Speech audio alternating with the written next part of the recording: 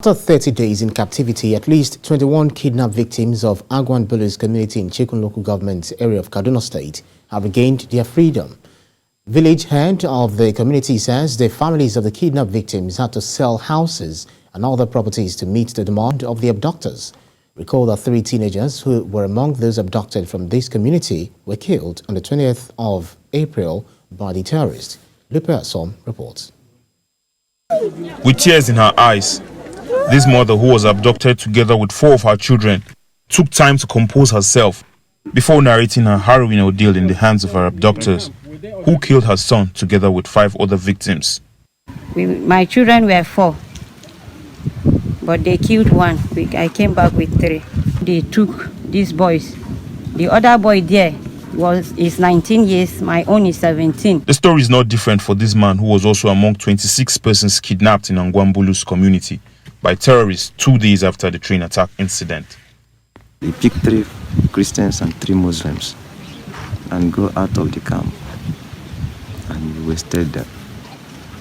He came back, he called me, I answered. I say, I hope your mind does spoil. I say, okay, what can I go do? They say the situation was even worse for men, as their blindfolds were only untied in the night by the terrorists who did not want to be recognized.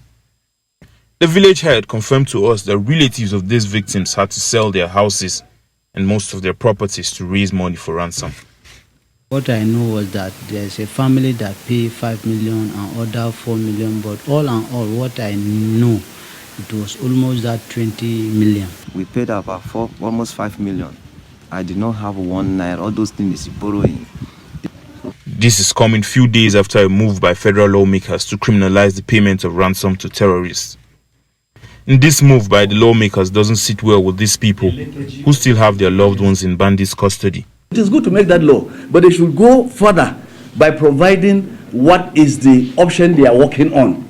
That when somebody is kidnapped, what are they going to do to rescue the person? They are also saddened at the growing number of displaced communities. And shockingly, they revealed that a man who was about 102 years old was not spared by terrorists who attacked his village in Kauru local council. Pa Garba Aku in Kitakum, he was shot and he tried to run.